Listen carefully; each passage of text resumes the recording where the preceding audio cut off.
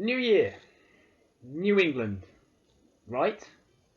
As the song goes, things can only get better. We hope. Tends to be the hope that kills us. On with the show.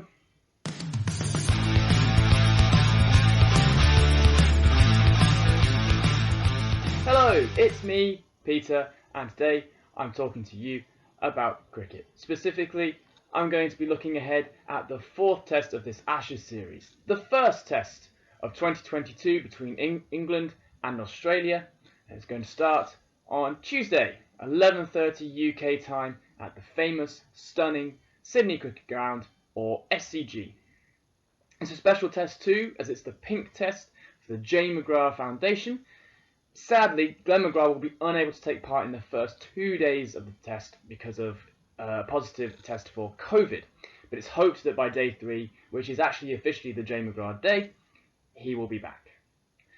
It has been discussed that these last 2 tests are dead rubbers. And I've fallen into that trap too, thinking the same thing. But I have forgotten, and many others have forgotten as well, that there are still World Test Championship points at stake. Pride, potential championship points, are therefore on the cards, up for grabs for England.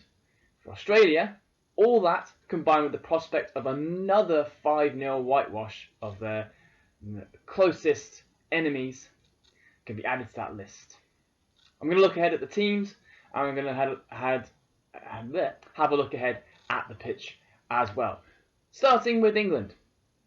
And, well, if things weren't bad enough for England, surely this disjointed, challenging build-up because of COVID outbreaks has added onto all the pressures that were already facing this England team. There are 4 coaches in isolation, one of them including Chris Silverwood, who was unlikely to be part of the squad for the 4th test anyway, but is hopeful to be back by the time that it comes round to the Hobart test.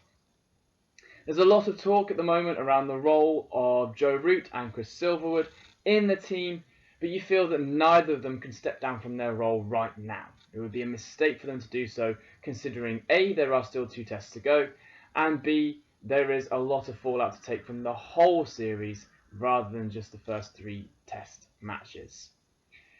Not only has there been a lot of talk about the role of Chris Silverwood and Joe Root, but there's also a lot of talk about what the team is going to look like. Because honestly, at the moment, who knows what the team could look like?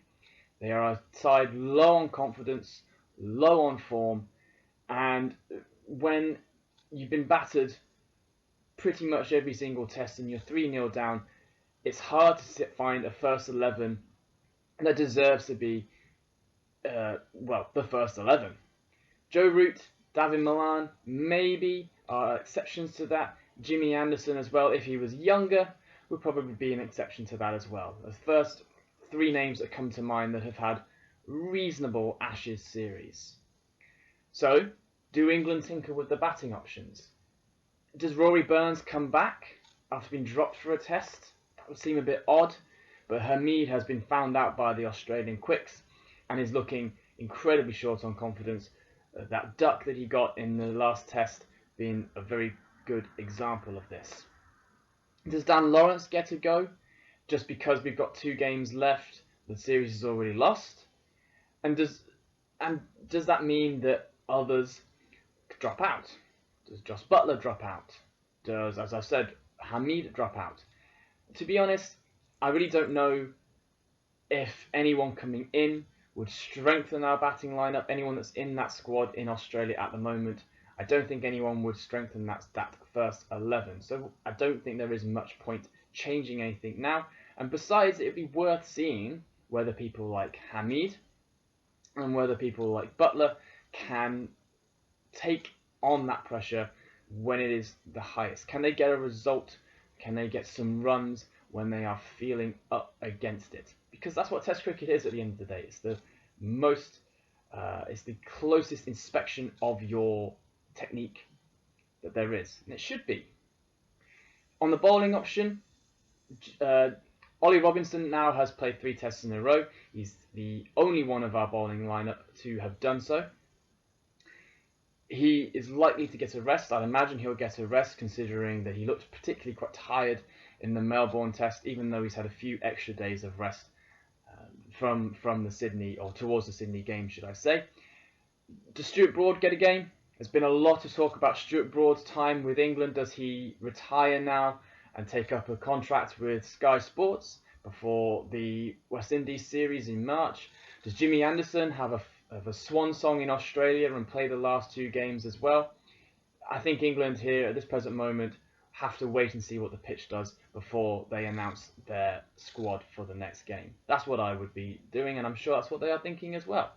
Would I give Stuart Broad a go? Yes. I think he deserves a go. I don't really understand why he hasn't had a go in this series so far, or at least he's been picked for the wrong test so far anyway. Would I give Jimmy a go?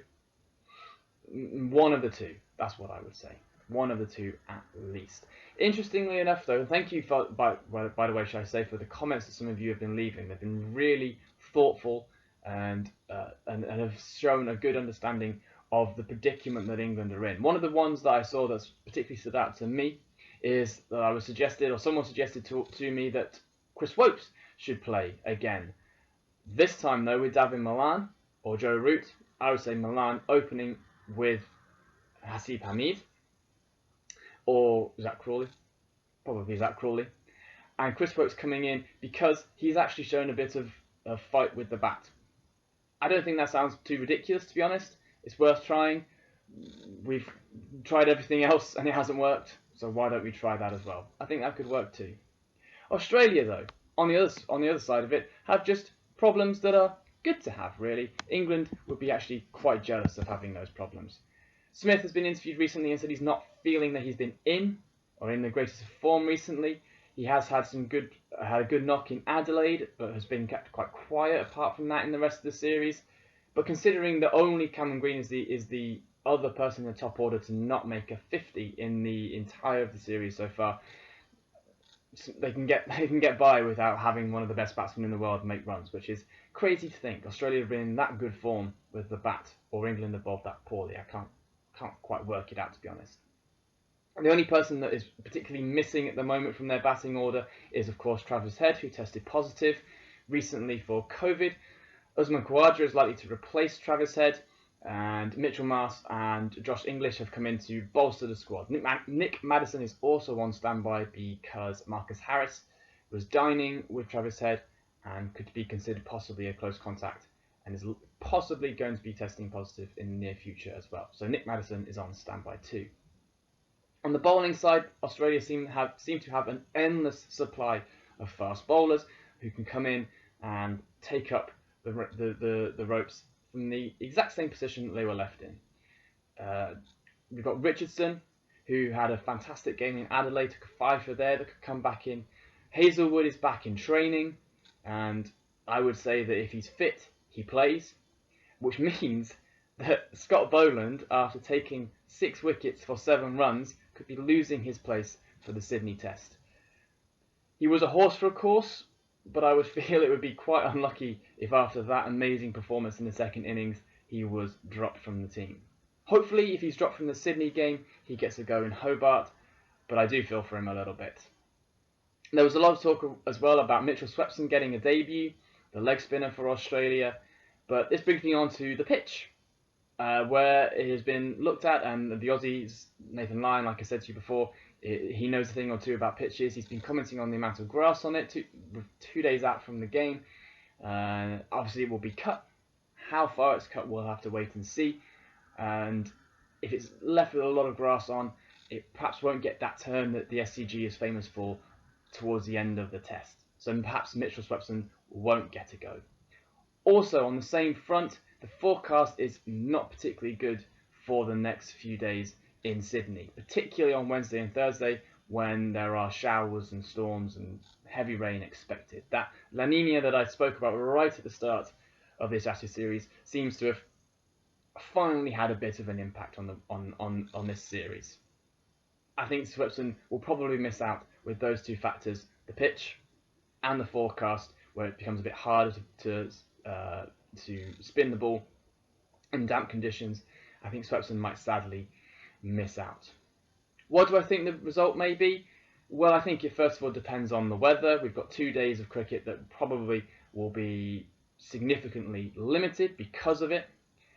And it also depends on how much England's disjointed build-up. Let's not forget that they had to get rid of all of their net bowlers a few days ago because of a positive test within the net bowlers. So it depends how much that disjointed impact affects a team that are already very low on confidence and very low on form. Because of the weather, and maybe some New Year hope, I'm going to play safe, and I'm going to say that it is going to be a draw in Sydney. And that will be all for me today. Thank you very much for sticking through the whole video. Thank you very much for your support over on this channel for the last few weeks, and hopefully it will stick around and you guys will stick around as we go into the tail end of this series. For now, sports fans, Happy New Year. I'll see you soon. Bye.